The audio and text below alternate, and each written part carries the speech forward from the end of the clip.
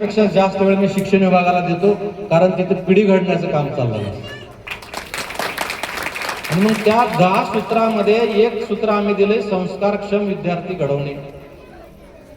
आणि मग त्यांना आम्ही अध्यात्माचं ज्ञान देतोय.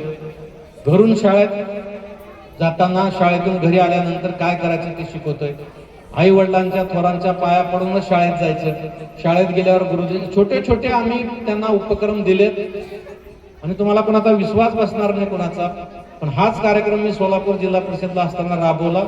शेकडो घरं जे विभक्त झाले होते ते एकत्र आले एका ह्या उपक्रमामुळे.